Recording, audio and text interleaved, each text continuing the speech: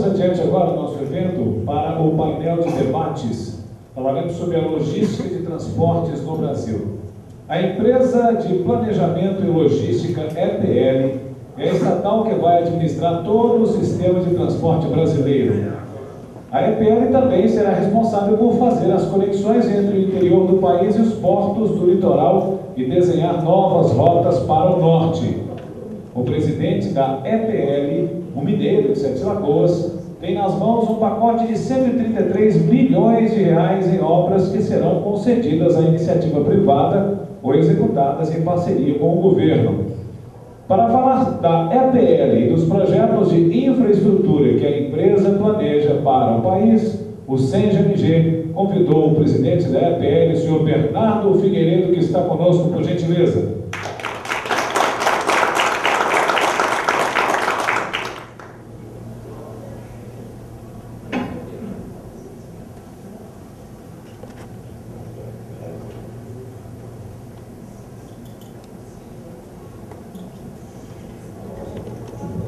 Bom, nós gostaríamos de agradecer a presença do presidente Bernardo Figueiredo, que vai falar um pouco conosco a respeito de um assunto que eu acredito que é pulsante, bastante atual e bastante do interesse de todos. Eu queria, presidente, só dizer ao senhor que eu estou sendo injustamente acusado de nepotismo aqui, porque eu resido em Sete Lagoas. E quando nós pensamos em convidado, eu não sabia disso, né? Mas, na verdade, trata-se de uma feliz coincidência e trago aqui um abraço dos seus conterrâneos também. Desejo uma excelente palestra, por favor. Obrigado. Eu acho que certa coisa é muito grande, então, depois da Paula Fernandes, nós ficamos mais em segundo plano. Mas é um prazer estar aqui. Boa tarde a todos, a todas. Eu vou, antes de começar, eu queria falar um pouco, assim, na área de transporte sempre foi uma área de engenheiros, né? E eu fiz economia. E eu falava sempre que eu fiz economia porque não era tão estudioso assim para fazer engenharia. Mas aí os economistas começaram a ficar revoltados comigo, eu parei de falar isso, mas é um pouco verdade. Então, eu sempre vivi num ambiente muito de engenheiros e acabei tendo que fazer cadastro de rodovia quando eu comecei o J-Pod, então sempre fui muito ligado à engenharia, então é um prazer estar aqui com vocês, ainda mais no dia do engenheiro, uma ameaça do fim do mundo hoje, né, que pelo menos até agora não aconteceu nada, então passaram no dia 21, né?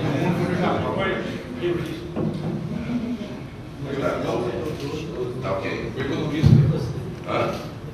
Economista que eu vou fazer. Eu vou, né?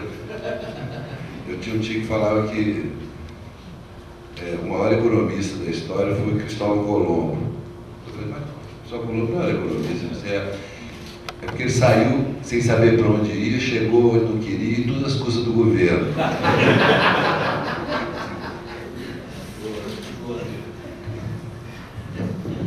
Aqui eu estou no meio de engenheiro, eu posso fazer essas gracinhas. Quando eu estou no sindicato de economistas, segura Mas eu queria apresentar para vocês, falar um pouco sobre o que o governo tem feito e está pensando nessa questão logística. A gente tem sempre, e isso é uma coisa mais ou menos óbvia, né, que a logística é uma atividade essencial para que qualquer país seja competitivo.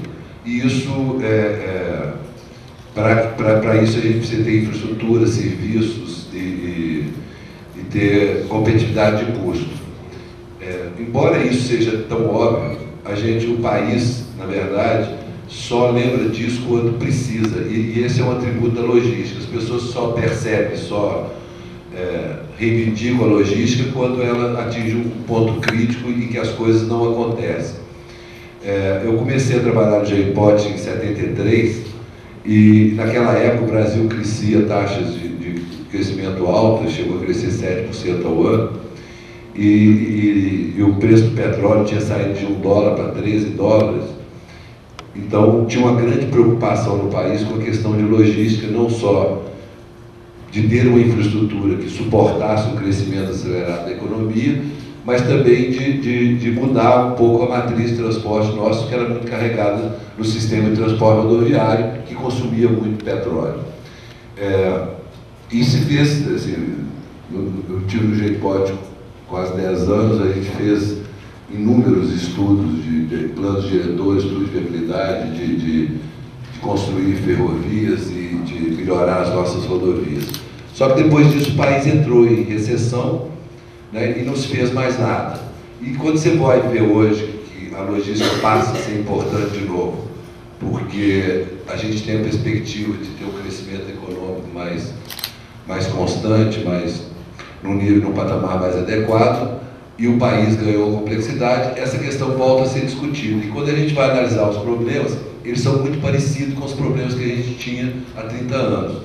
Então, assim, a verdade é que nós paramos de 80 até 2007, o patamar de investimento do Ministério dos Transportes foi decrescente, e nos últimos 10 anos, antes de 2003, o investimento do Ministério dos Transportes girava em torno de 1,5 bilhão por ano para fazer todo o investimento em rodovias, ferrovias, portos e hidrovias, e que era absolutamente insuficiente.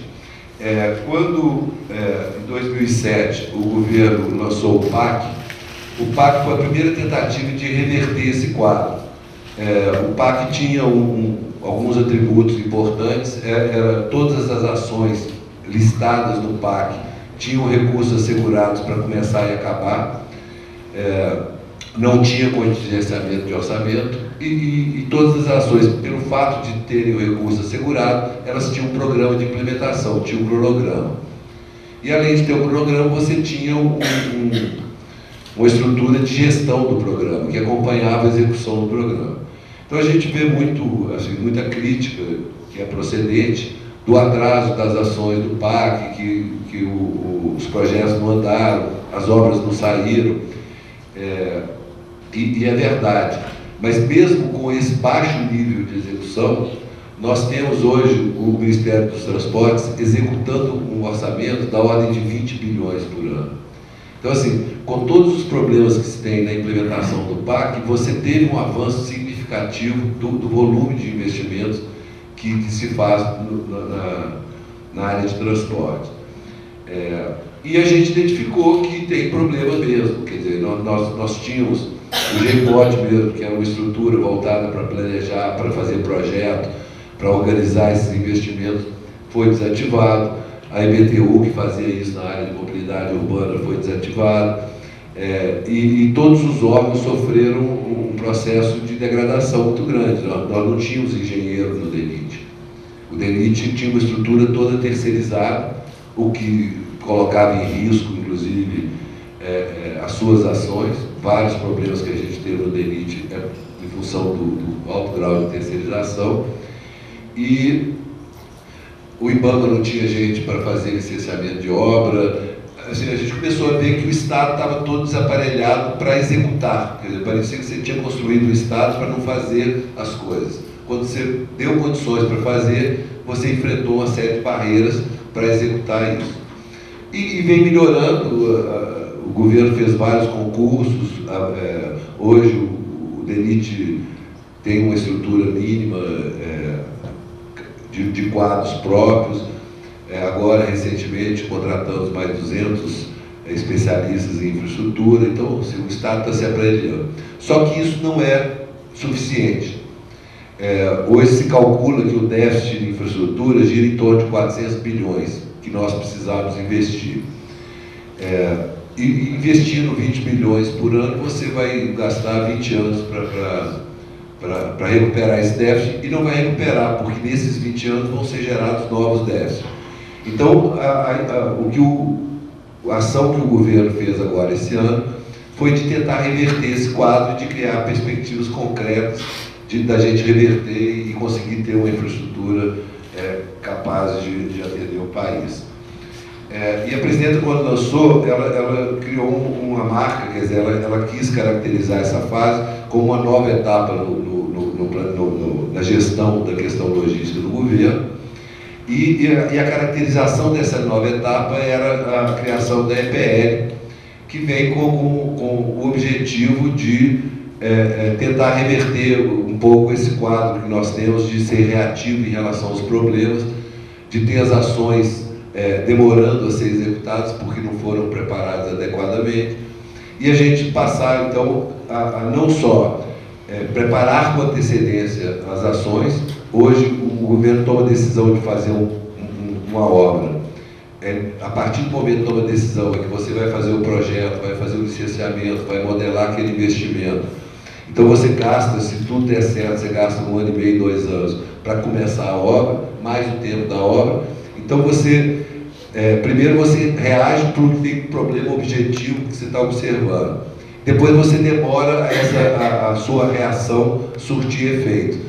Então a ideia da EPL é que a gente consiga, primeiro, diminuir esse tempo entre a decisão de fazer o investimento e a realização do investimento, e isso é feito com a preparação com antecedência. Nós sabemos quais são os gargalos que existem, então nós precisamos de começar a estudá-los, independente de ter a decisão de fazer ou não aquela obra. Então a ideia da EPL é criar uma prateleira de projetos, quer dizer, pegar os pontos críticos, identificar, estudar, fazer os projetos de engenharia, fazer o estudo de viabilidade, fazer o licenciamento ambiental, de forma que quando o governo tomar a decisão de fazer, a ação começa imediatamente depois. E numa segunda etapa, de fazer isso antes que o problema ocorra, quer dizer, que a decisão de fazer uma intervenção seja antes de existir um problema ou de ter uma falência da infraestrutura. De forma que quando você acaba o investimento, você evitou que nós tivéssemos um problema. E você pensar a coisa de uma forma... Eu estava vendo, a Fundação Dom Cabral fez um trabalho agora sobre logística, e é um senso comum, e é a única coisa que se fala, assim, nós precisamos de infraestrutura. Então quando você fala, tem problema de logística, tem que fazer obra. E nem sempre logística é só obra. Quer dizer, a obra é importante, a infraestrutura é importante, mas logística não é só isso. Nós temos que lembrar, e eu acho estranho que isso não seja levantado como um problema, nós temos que lembrar que nós temos hoje nossa economia dependente do transporte rodoviário. Nós temos o transporte rodoviário com uma frota de mais de 20 anos de idade média, na idade máxima. Nos Estados Unidos se descarta um caminhão com 6 anos porque ele é antieconômico. Nossa frota tem 20 anos de idade média, nós temos um caminhão de mais de 30 anos circulando. Os nossos motoristas dirigem 19 horas por dia, que é uma jornada absolutamente cruel do ponto de vista humano e absolutamente insegura do ponto de vista operacional. Os nossos caminhões andam com excesso de carga, e é essa prática de caminhão velho, motorista dirigindo 20 horas por dia e andando com excesso de carga, é que faz com que o nosso transporte rodoviário seja competitivo, tenha custo baixo. Mas isso não é sustentável, isso precisa ser revertido. E isso não pode ser revertido com aumento de frete. Você fala, já vai renovar sua frota, vai aumentar seu frete. Porque hoje o diagnóstico é que o frete está no limite do aceitável para que você possa conseguir exportar soja e colocar os produtos no mercado internacional. Então a gente precisa começar a ver logística olhando toda a cadeia produtiva, olhando toda a integração das modalidades. Nós precisamos substituir o transporte rodoviário pelo ferroviário, que é mais eficiente, pela cabotagem, que é mais eficiente. Então você precisa começar a olhar a cadeia logística e identificar quais são os investimentos que vão encaminhar uma maior produtividade, e você fazer essa modernização do sistema pelo ganho de produtividade e não pelo aumento de preço. Então, a EPL tem mais um projeto que ela toca, que é o trem de alta velocidade, em que ela é empreendedora. Amanhã está saindo o edital da primeira fase, que é um projeto importante também, e nesse caso a EPL tem também um viés de empreendedor, não é só uma empresa de planejamento. Bom, nessa nova etapa a gente está pegando todos os eixos rodoviários principais e está programando a duplicação deles. A gente está construindo uma malha ferroviária nova, complementando o que era feito no PAC. No PAC já tem em construção hoje 5.000 quilômetros de novas ferrovias. Agora saiu o projeto de portos, que é um projeto de investimento que a gente está quebrando as barreiras de entrada que existiam para fazer os investimentos. Hoje existia uma certa proteção aos terminais instalados, que acabava jogando o mercado refém de poucos fornecedores. A ideia é a gente criar um ambiente competitivo também nos portos e aumentar a capacidade, principalmente olhando os investimentos que está se fazendo em novas ferrovias que vão colocar portos novos no mercado de transporte. O investimento já aumentou, não é mais 133 milhões, agora passou para 196, 194 bilhões, porque portos é mais de 60 bilhões. Desses 193, 140 bilhões vão ser executados nos primeiros 5 anos, então todos os projetos eles são implementados integralmente nos primeiros 5 anos. E os outros investimentos, como isso vai ser feito por concessão, são os investimentos previstos ao longo do período de concessão. No setor rodoviário, o investimento é de 42 bilhões, no ferroviário, 91 bilhões. É a primeira vez que num programa de governo a ferrovia tem um papel de protagonista, mais do que o dobro do que está se investindo em rodovia, está se investindo em ferrovia. Esses 56 bilhões é a implantação de 10 mil quilômetros de ferrovia nos primeiros 5 anos de novas ferrovias. Na área de portos, que é o programa lançado semana passada pela presidenta, são 54 bilhões em terminais portuários, investimento totalmente privado, em concessões e autorizações para terminais privativos.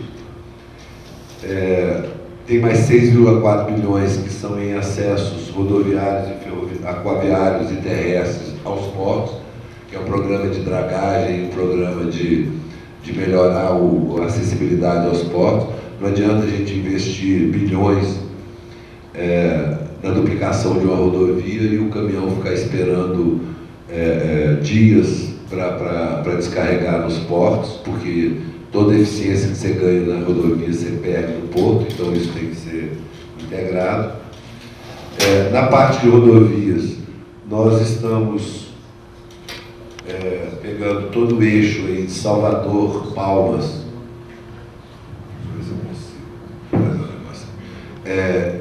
de Palmas até pegando Palmas, Salvador, Palmas, Cuiabá, todos esses eixos rodoviários principais serão duplicados e estarão sob regime de concessão. Então nós temos na concessão a possibilidade de ter uma gestão sustentável da rodovia. Tem alguns trechos ainda que não estão duplicados, que estão sendo objeto de análise para investimentos futuros. Alguma revisão de modelo que a gente olha criticamente para o que foi feito até hoje, e a gente está revendo. Uma coisa importante é que todo investimento na ampliação da capacidade seja executado nos primeiros 5 anos. Nós manteremos a seleção pelo menor pedágio. O governo federal sempre adotou isso como critério e é um critério justo. O governo não tem interesse em cobrar outorga, porque a outorga é um gasto inútil que só onera o pedágio. Nós temos, nas concessões já feitas, vários problemas de pedagiar o tráfego urbano, de cercear a mobilidade das pessoas nos centros urbanos por instalar praça de pedágio no meio da cidade. Então, esse cuidado nessas concessões novas está sendo tomado. E o pedágio só será cobrado quando nós tivermos 10% das obras concluídas. Então, essas revisões, elas têm o objetivo de aperfeiçoar o modelo, de melhorar a relação da concessão com a sociedade e de encaminhar mais rapidamente as soluções na área de rodovias. Nós estamos soltando agora o edital de 2 rodovias, a 116 em Minas e a 040 de Brasília até Juiz de Fora. Essas rodovias serão licitadas em janeiro. A gente estava, no cronograma aqui, estava previsto fazer uma antes da outra. A gente resolveu Como era o mesmo processo das duas do TCU, o TCU julgou as duas juntas, então a gente vai fazer a licitação das duas juntas. Todos os outros demais lotes, a gente vai publicar o edital em março. Os estudos já estão sendo realizados, vão ser concluídos agora no começo do ano e vão ser colocados em audiência pública. As licitações serão em abril, de forma que até o final do primeiro semestre do ano que vem, esses 7.500 quilômetros de rodovias, dos quais 5.500 serão duplicados, vão estar todos contratados. A EPE está fazendo também, para acelerar esses investimentos, nós estamos assumindo o papel de empreendedor para efeitos de licenciamento ambiental. Então, nós já estamos discutindo com o IBAMA e contratando os estudos de licenciamento ambiental de todos esses projetos, tanto rodovias quanto ferrovias, de forma que, quando já tiver a concessão, o processo de licenciamento já esteja o mais adiantado possível. O governo está disponibilizando para essas concessões um financiamento em condições adequadas ao programa de investimento, então com juros baixos, juros de 1,5% mais TJLP, dá um juro real em torno de 2,5%, uma carência de 3 anos, 20 anos para pagar, e uma participação do financiamento de até 80% do investimento. Na parte de ferrovias, nós estamos complementando essas linhas tracejadas de preto, são ferrovias que estão no PAC, que estão sendo construídas como obra pública, exceto a Transnordestina, que é uma obra privada. Então tem a Ferrovia Norte-Sul de Carajás até a ferrovia aqui em São Paulo, a Transnordestina e a Ferrovia da Bahia, Integração da Bahia, que vai ligar o interior da Bahia a Ilhéus. Esses investimentos estão sendo completados com essas linhas vermelhas, que é a ligação, a continuação da Norte-Sul até a Sailândia no norte e a continuação da Norte-Sul até o Porto de Rio Grande no sul. Com isso a gente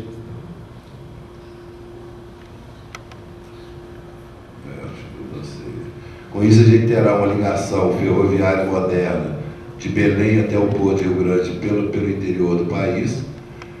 Do lado do litoral, a gente tem a Transnordestina ligando Fortaleza a Recife. Nós vamos reabilitar essa linha que liga Belo Horizonte até Salvador e Recife, passando ela para Bitola Larga e retificando o traçado. Vai ser construída uma outra ferrovia ligando o Mato Grosso a Norte-Sul e passando aqui na região de Corinto, vindo até Ipatinga e chegando até Campos. Essa linha que liga hoje Vitória ao Rio de Janeiro, ela também vai ser toda remodelada, modernizada, passar para Bitola Larga. Então nós criamos aqui um corredor novo que vai atender o Vale do Aço em Minas e vai criar um outro canal de exportação, tirando a concentração do Porto de Santos. E será feito aqui no sul o acesso ao Porto de Paranaguá e aos portos de Santa Catarina. Estão em estudo para ser uma segunda etapa do investimento em ferrovia, a ligação da Transnordestina com a Norte-Sul, a ligação dessa ferrovia da Bahia com a Norte-Sul, a extensão da ferrovia aqui de integração do Centro-Oeste até Santarém, até Porto Velho, e a construção da ferrovia no Oeste aqui do Estado, que não está lançada nesse mapa. O objetivo desse programa de ferrovia é colocar a ferrovia como alternativa logística efetiva. A gente vai ter hoje uma malha ferroviária moderna ligando todas as regiões do país e todos os polos econômicos importantes. Nós temos hoje 28 mil quilômetros de ferrovia instalada, dos quais apenas 10 mil têm condições de ser explorados, os outros 18 mil são ferrovias construídas no século XIX, começo do século XX, em que o trem circula 10 km por hora e que não é competitivo com o rodoviário, nem atende adequadamente o mercado. Então a ideia é que essa malha, esses 10 mil quilômetros novos, mais os 5 mil que estão sendo construídos pelo PAC, a gente vai mais do que dobrar a malha moderna do país e criar uma malha única em bitola larga. O modelo que está se adotando para fazer a concessão dessas ferrovias quebra o monopólio que no modelo antigo a gente observa nas ferrovias. Isso é importante porque quando você faz uma ferrovia, você quer fornecer ao produtor uma alternativa estruturalmente mais barata, principalmente na longa distância. E quando você entrega a ferrovia para o monopolista, ele se apropria desse ganho e esse ganho não chega a quem deve, que é no produtor final. Então, a gente está quebrando esse modelo de monopólio ferroviário e vai ser uma ferrovia aberta, e com isso a gente espera que tenha uma redução no custo de transportes da ordem de 30% na ferrovia em relação ao que é praticado hoje. O modelo vai ser adotado, nós vamos fazer uma concessão para uma empresa construir, manter e gerenciar o tráfego de trens na ferrovia. O governo vai tomar todo o risco de demanda dessa ferrovia. Então, as empresas que vão construir, que vão entrar na concessão de ferrovia, elas não veem risco de demanda, não tem risco de demanda. Então, a gente espera que, com isso, essas concessões gerem uma disputa no mercado e caia o custo de construção das ferrovias, porque hoje a gente tem um mercado que está demandando investimentos, então tem possibilidade de ter um processo de disputa por essas concessões que baixe o custo. Quando o governo compra 100% da capacidade, o custo da circulação de trens, tipo um pedágio que o trem vai pagar para usar a ferrovia, ele tem o melhor preço possível de ser construído, que é um pedágio construído a partir do processo competitivo da disputa pela concessão e construído considerando a plena utilização da ferrovia. Então, esse é o menor valor de pedágio possível de ser construído. E esse pedágio vai ser colocado no mercado, à disposição do mercado, para quem quiser usar, de uma forma aberta. Então, as pessoas terão acesso à infraestrutura ferroviária por um preço barato e de uma forma aberta. Essa venda de capacidade da ferrovia, ela será feita aos atuais concessionários, mas também a usuários e a operadores logísticos, operadores ferroviários independentes. Quando lançou o programa, o presidente editou uma medida provisória, que já virou lei, criando a figura do operador ferroviário independente. Então, qualquer operador logístico, uma empresa de transporte rodoviário, um grande usuário ou qualquer pessoa que se interesse em organizar serviços logísticos envolvendo a ferrovia, tem direito a comprar essa capacidade, pagar pelo uso da ferrovia e organizar o trem de uma forma independente da gestão da ferrovia. E todas as ferrovias terão acordo de interoperabilidade. Então, o trem vai poder sair de Belém e até São Paulo, sair do Rio Grande do Sul e até Fortaleza, circular em todas as malhas, porque vai ser assegurado o direito de passagem dos trens em todas as malhas. Os primeiros é um programa de 10 mil quilômetros, 2.600 quilômetros vão ser licitados agora em março, saiu o edital. Os projetos vão ser concluídos agora em dezembro, a gente vai passar por um processo de audiência pública no começo do ano. Serão licitados em abril. Os outros 7.400 nós vamos publicar o edital em maio e fazer a licitação em junho. Então, também na parte ferrovia, todas as concessões estarão contratadas até o final do primeiro semestre do ano que vem. É um cronograma agressivo, mas a gente está mobilizado e a perspectiva hoje é de cumprir, não tem nenhuma perspectiva de atrasar o programa. Também no caso de ferrovia está sendo disponibilizado uma linha de financiamento com juros mais baratos que de rodovias, porque é um investimento com um retorno menor. Prazo de carência também é um pouco maior, porque o investimento é mais concentrado e a amortização compatível com o prazo de concessão. Também com participação até 80%. Na área de portos, o governo está prevendo investir em todos os portos da costa brasileira. Na região sudeste, os maiores investimentos é nessa região entre o Rio de Janeiro e Vitória, onde vai chegar aquela ferrovia que vem do Centro-Oeste, que vai passar por Ipatinga, e aquilo vai inserir essa região de uma forma mais competitiva no mercado. Então vai precisar ali de instalar terminais. Então, principalmente no Espírito Santo, está previsto a licitação de vários terminais, é onde o programa é mais carregado, do Rio e do Espírito Santo. Santos já está saturado, a maior parte dos investimentos já estão contratados, então por isso que o programa é menor para Santos. Na região Nordeste, todos esses portos que serão incorporados em função de ter uma ligação ferroviária, como Ilhéus, Salvador, Recife, Maceió, Suape, Pecém, Itaqui. Não, Itaqui no Norte. Não, Itaqui no Nordeste. Vão também ser abertos aí novos terminais portuários. Na região Sul, a mesma coisa, um programa de investimento aí da ordem de 7 bilhões, quase 8. E na região Norte,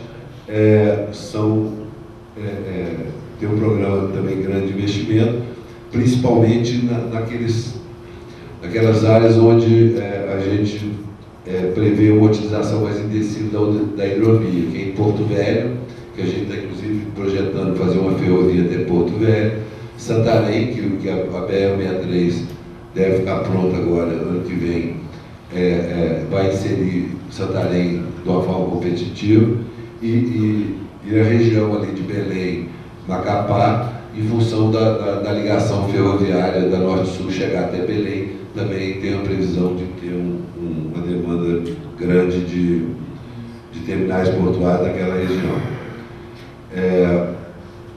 Na área de dragagem, a licitação vai ser feita por blocos, que a gente quis dar uma escala melhor na questão da dragagem.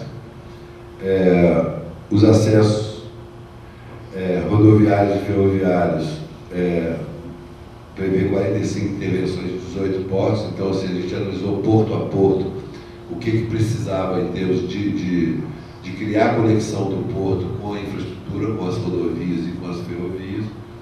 É basicamente esse investimento. Os objetivos aí na área de portos primeiro, criar um ambiente competitivo,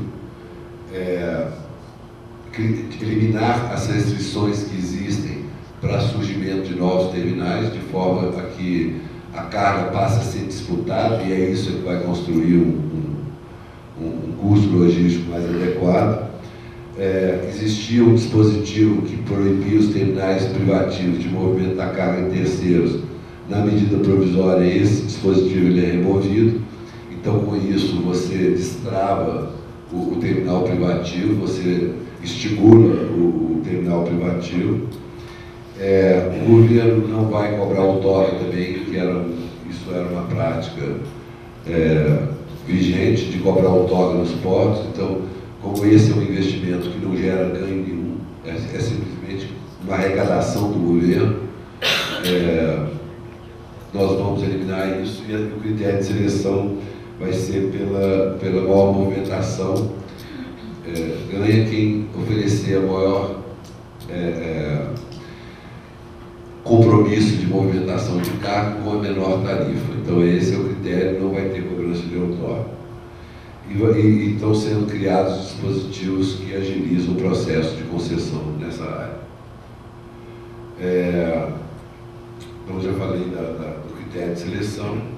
E esses terminais, hoje no porto a gente tem duas categorias de terminais. Tem os terminais dentro da área do porto organizado, que são áreas públicas, e tem terminais fora da área do porto organizado, que são os terminais de uso privado, que são terminais em que o investidor faz todo o investimento. No porto, o investidor pega uma infraestrutura já construída pelo poder público e faz investimentos complementares, moderniza, aparelha e melhora as condições operacionais. Nos terminais fora do porto, todo o investimento é bancado pelo investidor privado. Então, na área do porto organizado, é que será licitado pela menor tarifa com maior movimentação de carga.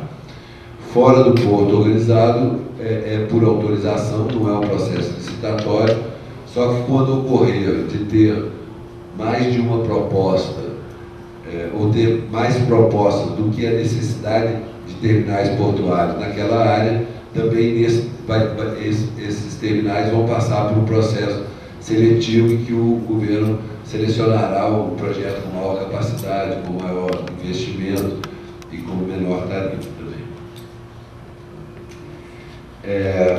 Tem algumas medidas acessórias aí da questão portuária que são importantes. Nós temos hoje os práticos, que é quem conduz o navio no canal de acesso aos portos, e hoje existe uma carência de práticos, e isso está elevando a remuneração de práticos a patamares. Existe denúncia de que tem práticos que ganham R$100 mil por mês para conduzir os navios, e além disso, os navios ficam esperando às vezes no porto, e o navio esperando custa $20, $30 mil por dia, porque não tem prático que conduza esse navio para o porto. Então, nesse programa nós estamos ampliando a oferta de práticos e fazendo uma regulação econômica para evitar abusos aí na cobrança de preço desses profissionais. O programa de dragagem vai envolver aprofundamento e manutenção da dragagem. Vão ser contratos longos de 10 anos, de forma que você consiga manter o canal de acesso dragado por um período maior. E, conforme eu já falei, serão contratados em blocos de forma a ter um ganho de escala e reduzir os custos de dragagem. Também no caso de portos vai ser disponibilizado financiamento a juros compatíveis com a atividade e em condições semelhantes aos outros programas. Então, são essas as ações que estão programadas. A missão da EPL nessas ações é muito menos. A EPL foi criada do zero, então a empresa que começou aí em agosto com um programa de trabalho agressivo e sem estrutura nenhuma. Então a gente está começando a montar essa estrutura. Então ela não está executando esses estudos. Nessa fase agora ela está mais fazendo o papel de articulador e de monitor desse programa, para não deixar atrasar o programa. Nós estamos fazendo um trabalho hoje. Bom, tem um trem de alta velocidade, que a gente já tem uma equipe trabalhando. Nós vamos começar agora o processo de negociação com os investidores, olhando aí o leilão que deve ser em agosto do ano que vem. Estamos contratando também um projeto de engenharia do trem de alta velocidade. Nós estamos fazendo a concessão agora só da exploração de serviços. A infraestrutura nós vamos contratar quando tivermos o projeto de engenharia detalhado, projeto executivo, para eliminar riscos e discussões em torno de qual é o orçamento do investimento. Vamos contratar agora, vou soltar um termo de referência, contratando uma empresa integradora que vai nos ajudar a organizar e a contratar o projeto de engenharia. Nesse momento, a gente precisa trazer um pouco da tecnologia de fora, então nós vamos trazer através dessa integradora, de forma que a gente possa ter a maior participação possível da engenharia nacional na construção desse projeto, assimilando o know-how.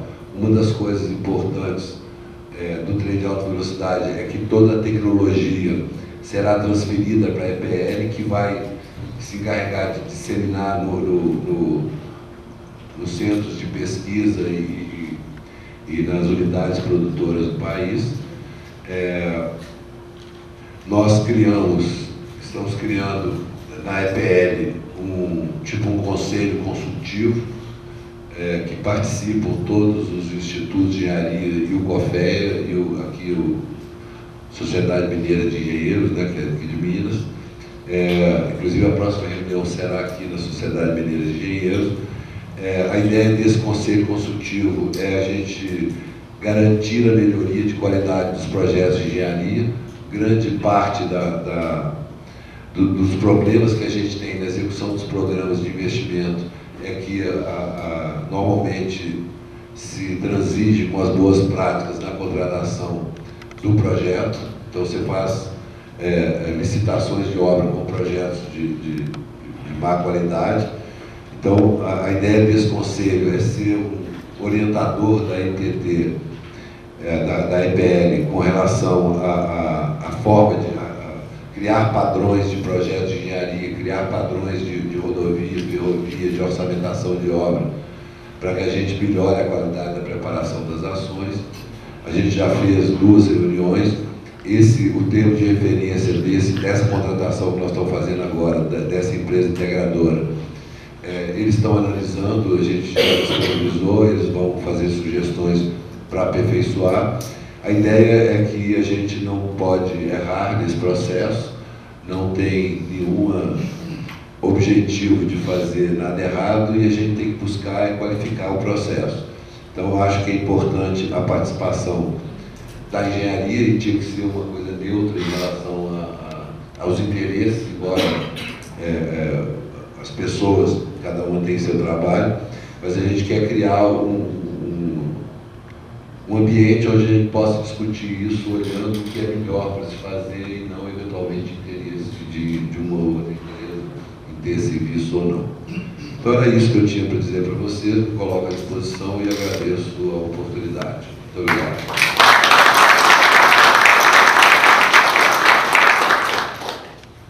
Bom, eu agradeço, eu sempre agradeço a presença do Bernardo Figueiredo.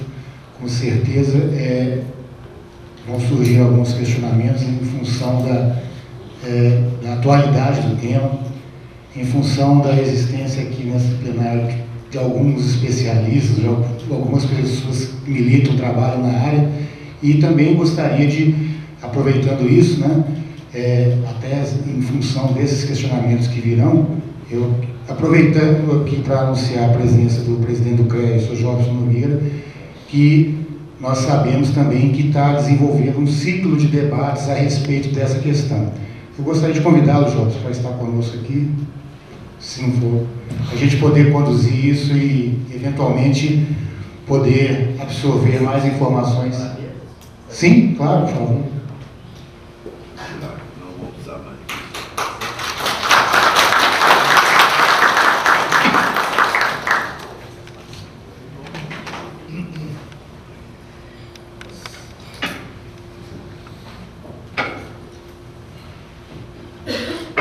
Bom, Jobson, Jobson Bernardo, já tenho 2 pedidos aqui de 3, 4, peraí, calma.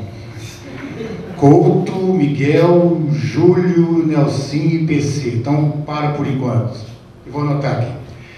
Vou fazer de 3 em 3 e, eventualmente, né, a gente pode distribuir a pergunta não só para o Bernardo, como também para o Jobson, em função desse trabalho que o CREA está desenvolvendo, que pudesse mais detalhar melhor para a gente, Jobson. Pode ser? Ou pensando melhor, não seria melhor você falar antes sobre isso, para as pessoas saberem também? Por favor. Porque aí já faz a pergunta para um ou para outro. Muito boa noite a todos. Muita satisfação que eu estou aqui hoje. Muito obrigado pelo convite. Já há algum tempo, lá atrás, nós tivemos a oportunidade de estar mais próximo do sindicato. Eu estive aqui em uma outra época também, como diretor, né? Apesar de nas minhas relações profissionais eu sempre ter um trabalho muito ligado à atividade empresarial autônoma. Mas no CREA de Minas Gerais, nós lá atrás tivemos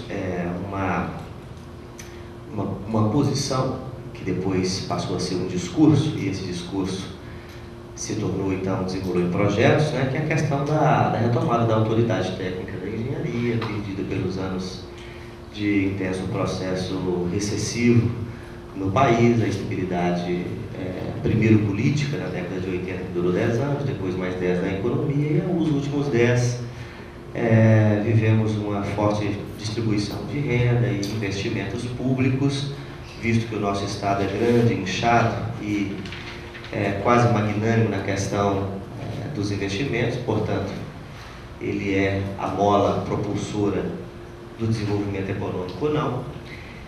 E visto também que nossas profissões só são, de fato, úteis no processo de crescimento, de desenvolvimento, de construção das estruturas salutares para a vida, é importante que a gente possa, com a condição de aglutinação que tem o CREA, contribuir para a retomada dessa autoridade, para a retomada desse pensamento, que é um pensamento técnico de engenharia, mais voltado para a determinação das políticas públicas, isso em nível de sociedade também do Estado. Então, como projetos, nós iniciamos 2 tipos de projetos distintos no CREA. Um chama-se Encontros Regionais. Esse é um projeto que temos junto com o governo do Estado, através da ouvidoria, e ele tem por finalidade levar informações, levamos informações a respeito de financiamentos públicos, de informações de interesse do profissional, mas que ele possa, com aquelas informações, contribuir com o seu espaço, com o seu município, com a sua vida cotidiana. E de um outro lado, em 5 eixos específicos, um deles é, de fato, a questão das estradas, que o cercam em cada regional, em cada cidade, em cada ambiente. Nós temos, então, a busca de uma proposta, de propostas, né, de problemas e propostas e soluções com o olhar da engenharia. Já fizemos isso nas regionais Centro-Oeste, no Vale do Aço, e agora, recentemente, na Zona da Mata, né, que é a nossa regional Sudeste. Produto disso, vamos lançar agora, já no início do ano, uma cartilha e, na realidade, um protocolo, junto com o Estado, dos encaminhamentos das principais propostas que são sistematizadas. Os níveis de governo, do município, do Estado e da União, mas também do CREA e da própria sociedade. Tem toda uma equipe trabalhando nisso, para que a gente, a partir de uma proposta, possa definir o caminhamento, todo o caminhar de procedimentos que é necessário para que aquela demanda tenha uma resposta efetiva, ou com a execução daquilo que se pede, ou então um outro encaminhamento que seja legítimo. O outro projeto que o Raul se refere aqui, ele é um projeto que tem a pretensão de ter uma opinião da engenharia sobre um tema que é específico. É o que nós chamamos da Câmara Temática. Hoje nós temos lá a Câmara Temática do CREA de mobilidade urbana na região metropolitana. Então é um tema específico, tem a ver com a mobilidade urbana e é aqui, em Belo Horizonte, na região metropolitana. Então ele se dá através de diversos seminários, teve um painel internacional com os principais fabricantes do setor, e o objetivo principal desse painel é juntar toda a cadeia produtiva, desde as empresas projetistas, também os fabricantes, também o poder público que investe, que controla, a PH Trans, a CBTU, ou seja, todos que trabalham na cadeia de mobilidade urbana, seja no transporte, ou seja na planificação, no controle. E o que a gente quer com isso? Em primeiro lugar, óbvio, que é fazer uma integração. E depois, no nível da engenharia, nós queremos conhecer os principais problemas e as principais soluções que podem ser apontadas e pactuadas para que a gente construa, já agora em março, que é o seminário internacional onde se encerra essa Câmara Temática, para que a gente construa uma carta técnica, clara, objetiva e com indicação de soluções técnicas, mas também com empenhos econômicos, financeiros, os estudos gerais e presente para a sociedade. Não queremos apresentar isso somente para os governos. Queremos convencer a sociedade que nossa categoria tem um olhar condizente com o que ela precisa enquanto solução dos seus principais problemas. Essa é a Câmara Temática. A outra que vamos começar, que teve início no seminário de transporte esse ano, que vamos começar no ano que vem, é aquela que trata das rodovias, Bernardo, federais de Minas Gerais. Nós temos uma leitura que há muito não temos investimentos, aqui há muitos anos, mais de 10 anos, nós temos investimentos de fato estruturantes nas rodovias federais. São rodovias que cortam Minas Gerais, mas que não têm um compromisso, em primeira mão, de integração das principais regiões, não têm um compromisso com o nosso desenvolvimento econômico, Elas estão hoje já muito solicitadas, além da sua capacidade de trânsito, de tráfego, elas entravam alguns investimentos.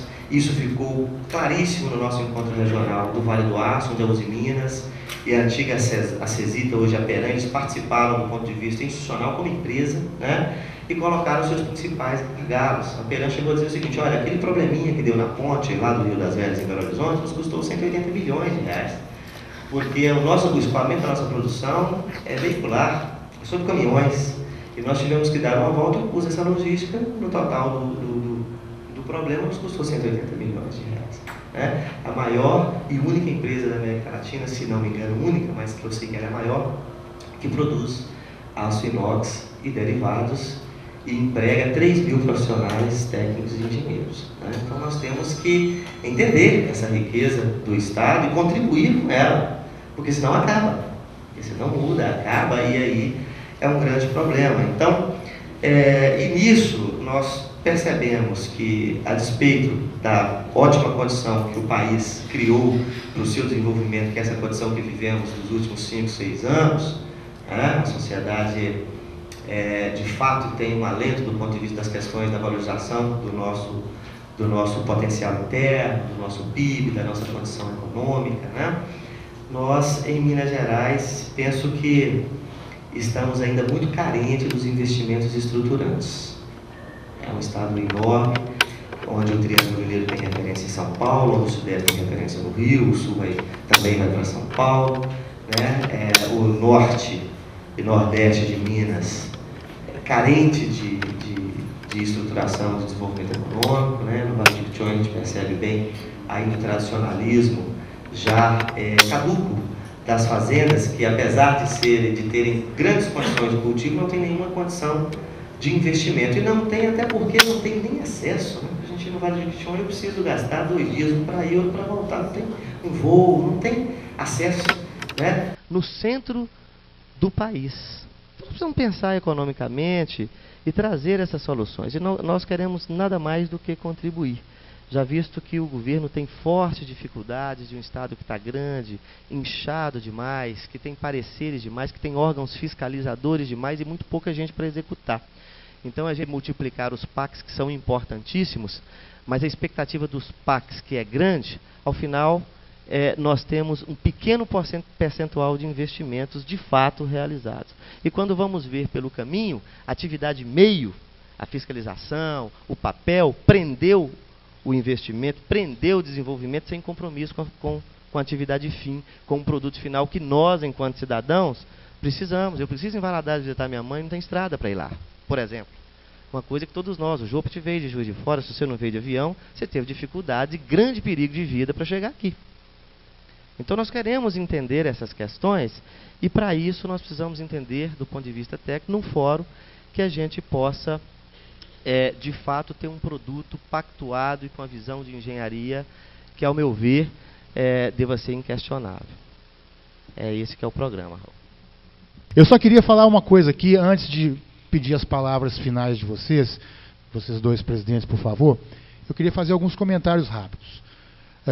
Presidente Bernardo, certamente o senhor deve ter conhecimento do estudo do IPEA, que é um órgão governamental, na época do Márcio Postman, que esteve aqui, inclusive, nesse mesmo local, falando a respeito da demanda de engenheiros em função da taxa de crescimento do PIB do Brasil. E ele faz projeções para um crescimento médio de 2%, 4% e 6%. Para o crescimento de 2%, que é o que a gente vem verificando, médio, vem verificando nos últimos 2 anos, essa demanda talvez não exista.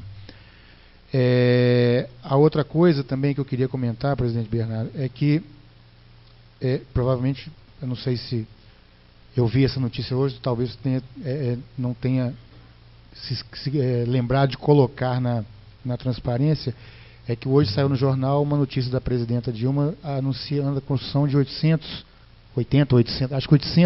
aeroportos regionais. Certamente vão influenciar em toda essa logística que você apresentou para a gente aí. E a última coisa, é uma pergunta que não quer calar aqui em Belo Horizonte. Logicamente que todos nós, cada um de nós tem a sua explicação, cada um de nós tem a sua ideia do que possa ser. Por que o metrô de Belo Horizonte não sai? Sai em todo lugar, mas não sai em Belo Horizonte. Essa é a dúvida. Não estou nem discutindo aqui se o metrô é a melhor opção ou não. Isso aí é uma coisa que o CREA está fazendo com muita competência, junto com a Sociedade Mineira de Engenheiros e outras entidades, mas a gente percebe o metrô saindo em todas as capitais e aqui não tem um metro de metrô subterrâneo, né? Vamos dizer assim. E para o presidente Jobson, eu queria fazer uma pequena pergunta aqui para a gente tentar encerrar. O presidente Bernardo comentou uma coisa aqui que é muito sensível para nós todos, né? que é muito sensível, que é essa questão da eventual necessidade de importação de engenheiros. É um calo no nosso pé, é uma coisa que culpa, é um debate que tem que ser feito, tem que ser aprofundado, até em função da necessidade ou não, etc. Eu gostaria de saber do presidente, me permitindo sair um pouco do assunto aqui, qual é o posicionamento do CREA em relação a essa possibilidade ventilada pelo presidente Bernardo aqui. Ok? Posso passar para ele primeiro? Sim, por favor. Bem, Raul, a posição do CREA a respeito da importação de profissionais nós não temos ainda, temos que discutir isso em plenário, né? Temos discutido de uma forma coletiva. Agora, a posição do presidente é o seguinte: nós vivemos num mundo globalizado no sentido da informação, do saber e do conhecimento. Se nós entendemos que sabemos muito de determinados assuntos e que tem outras pessoas em outros lugares do mundo que sabem também de outros assuntos, e que aí é salutar que nós possamos fazer o intercâmbio desse conhecimento, ajuda no crescimento nacional, ajuda inclusive na nossa soberania. Agora, não dá, o meu pensamento, não do CREA, né, não dá para entender que o país, de uma forma geral, não se planejou para esse momento, fez políticas equivocadas no passado, quase matou a engenharia nacional, e no momento que a gente precisa dela, e no momento que o país tem condição, né, de investir no saber, conquistar a soberania através de 20, 30 anos de trabalho, de exercício profissional em cima dos produtos da construção do país, a gente terceirizar e aportar caravelas novamente, e ingleses, e Belo Horizonte, nós vamos importar os ingleses aqui e tudo mais, a troca de commodities, isso não me parece soberano, legítimo e justo para a nossa categoria. Então, nesse sentido, essa ação de profissionais, no meu ver, eu sou contrário. Eu vou bater muito contra isso, né? Eu entendo que a troca de conhecimento, tá claro isso, né? Quer dizer, o ganha-ganha é importante para a gente e nós devemos fazê-lo de forma ordenada. Agora, o país tem que ter uma política para os seus profissionais, para o seu povo, e garantir o desenvolvimento não é só do país, não, das suas pessoas. E o saber é o poder no mundo, né? Então, se a gente vai ser soberano, vai deixar de vender ferro, soja, e nos tornarmos de fato um exponencial, um país grande em todos os sentidos, precisamos da engenharia, e esse é o momento da gente ter políticas de educação, melhorar a educação básica, investir mais no PIB, ensinar matemática e física nas escolas médias, para que a gente possa ter melhores profissionais formados, facilitar o acesso do saber, a requalificação dos engenheiros que aí estão. Nós temos uma pesquisa que foi feita aqui no evento do Senja. Aliás, você tem promovido excepcionais eventos aqui, onde um pesquisador, se não me engano, do IPEA, mostrou um estudo que nós não temos falta de engenheiros, né? Se foi esse, né? Nós temos um número até razoável de engenheiros para promover o nosso crescimento dentro da própria capacidade do povo brasileiro de fazer o seu próprio crescimento, né? Mas o que nós temos, na realidade, é uma grande deficiência na requalificação, porque esses profissionais foram expulsos em 20, 30 últimos anos de anos perversos para a engenharia, que a maior parte de nós, se não sucumbiu, né, teve... Eu formei na época do suco, eu me formei engenheiro suco, né? Então, eu penso assim. Agora, de qualquer forma, as políticas que nós pensamos em construir conjuntamente, elas são todas de contribuição. E aí eu já quero aproveitar o momento, Bernardo, para o próximo ano te convidar também para as nossas câmaras temáticas no CREA, para que nos ajude a elucidar, a clarear, a gente entender de forma aberta, clara, solidária, para que a gente possa tomar posições contributivas, né? No sentido que temos certeza e convicção sobre os trilhos que nós vamos caminhar, né? No mais, eu estou aqui mais como espectador, também como ouvinte, e agradeço muito o seu convite, a sua participação, e até a honra de ter nos convidado para essa mesa. Mas o importante mesmo é o saber e de fato, a informação que o presidente Bernardo tem para nós. Mas eu agradeço a todos, muito obrigado. Presidente Bernardo. Eu queria só esclarecer que eu não estou propondo trazer engenheiro de fora, não, tá? Porra. eu não sou doido, eu podia até pensar isso, mas não falaria isso aqui nem... O que eu fiz foi responder, ele é que falou que não tem engenheiro para fazer as obras. Eu falei assim, eu acho que nós, assim, a gente não muda as coisas para trás, né? Então, assim, os erros que nós cometemos, nós já cometemos. E nós pagamos o preço deles hoje. O que eu falei é que eu acho que a gente não pode deixar de pretender fazer as coisas porque a gente acha que não tem recurso. Acho que a gente tem que fazer o que a gente precisa fazer. E se faltar recurso, nós temos que buscar onde tem. Mas se está faltando também, né, é porque por várias razões, podemos crucificar várias pessoas, mas isso não vai resolver nosso problema, certo? O que nós temos é que ter. E assim, não adianta a gente falar assim, vou formar um monte de gente, vou formar um monte de engenheiro, se o cara não tem perspectiva de emprego, ele não vai demandar a escola. Assim, os meninos se movimentam onde é que eles acham que eles vão ser empregados depois. Então, assim, nós temos que botar a demanda na frente da oferta nesse caso. Nós temos que criar na juventude a expectativa de que eles vão ter bons empregos e sustentável no longo prazo. Isso que vai fazer essas coisas mudar. Agora, se vai precisar de engenheiro espanhol, ele que está falando, sou eu.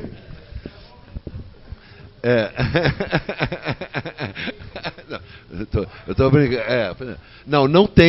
Não tem essa política. Eu estou tirando engenheiro de chinelo dentro de casa para trabalhar comigo, porque realmente não tem, e eu acho que a gente precisa da experiência dessas pessoas que deixaram cedo o trabalho e que são capazes de produzir. Então, assim, é isso. Mas estou fazendo cooperação, na linha do que o presidente falou, estou fazendo cooperação com a Ineco, que é uma empresa igual a EPL na Espanha, para troca de tecnologia, para que ela tenha o mesmo escopo nosso, eventualmente posso usar a capacidade que eles tenham desenvolvido lá para nos ajudar a habilitar aqui, mas sem ser uma coisa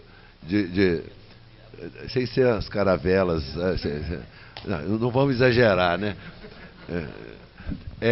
E da mesma, para responder aqui a questão colocada com relação à questão da demanda, hoje o governo tem convicção de que nós temos que colocar a oferta na frente da demanda. Assim, a infraestrutura, a logística, ela é um elemento fundamental para que a atividade econômica aconteça.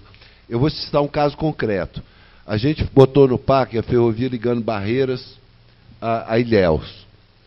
O que tinha de demanda, no estudo de demanda que foi feito, o que tinha? Tinha as exportações. Barreiras hoje é um polo agrícola grande, agroindustrial, que exporta por Santos.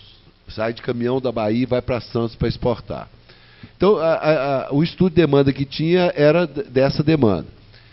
E isso não era suficiente para colocar a ferrovia de pé, a ferrovia ficaria ociosa.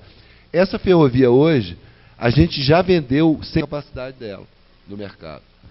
Por quê? Porque tem Caetité, Brumado, naquela região, tem um potencial mineral que não se realizava porque não tinha logística. Só de estar contratada a ferrovia, você vai fazer um porto em Ilhéus e você vai fazer ferrovia, essa atividade surgiu. O que era um potencial econômico não explorado porque não tinha infraestrutura, passou a ser explorado porque tinha infraestrutura. E a gente tem convicção de que hoje, por exemplo, nós temos no Cerrado 60 milhões de hectares a serem incorporados na produção. Só que hoje a gente tem uma dificuldade de levar milho do centro-oeste para o nordeste, porque não tem logística. Então, criar essa logística, você vai possibilitar 60 milhões de hectares, são 180 milhões de toneladas de grãos. Então, assim, você criar, você botar a infraestrutura, você vai induzir esse investimento na produção a ser feito, porque o cara passa a ter perspectiva de poder doar aquilo de uma forma competitiva. Assim, hoje não dá. Assim, hoje, o estudo que tem dos produtores de grãos é que o ganho do produtor fica na logística.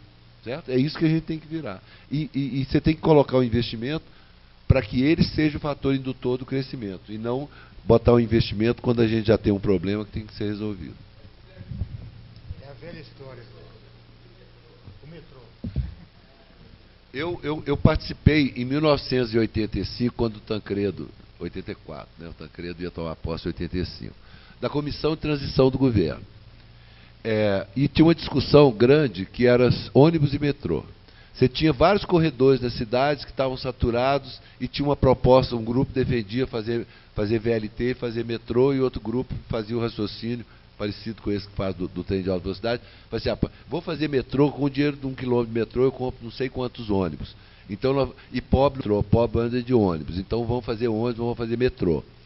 E hoje nós pagamos o preço desse equívoco, e foi um equívoco.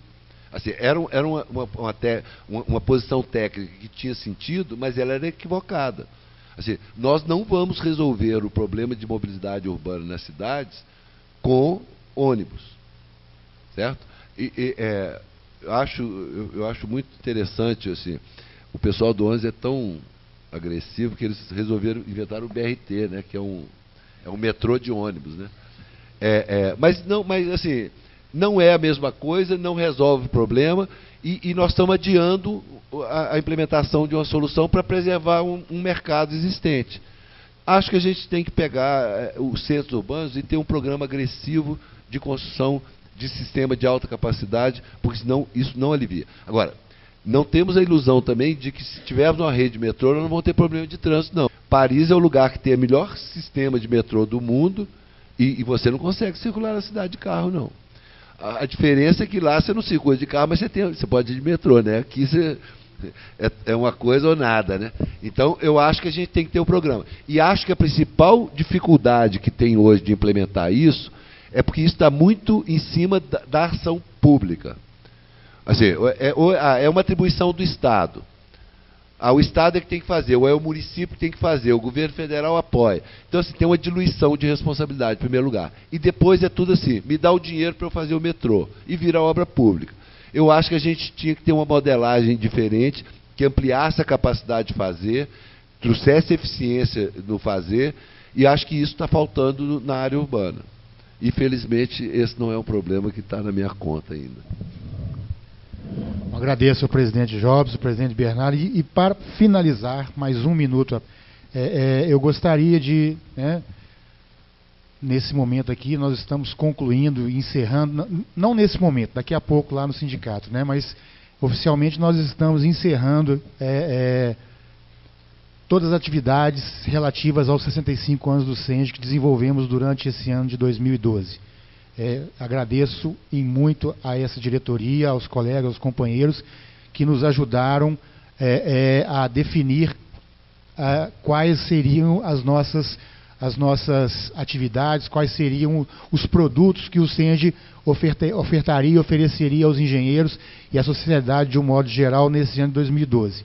Para finalizar, uma das coisas que essa diretoria decidiu foi elaborar uma revista comemorativa desses 65 anos. Eu gostaria que, agradecendo a presença do presidente Bernardo, de oferecer a ele um exemplar de nossa revista, para que ele leve e possa guardar essa lembrança. Quem sabe eu viro engenheiro.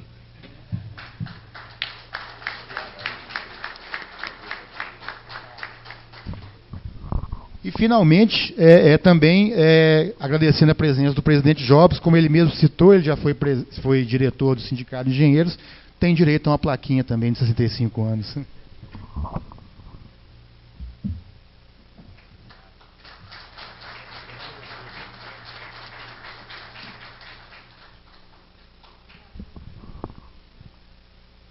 Ele já foi embora. Pessoal, muito obrigado pela presença de todos. Estão todos convidados para estar lá no sindicato para a gente poder fazer uma comemoração.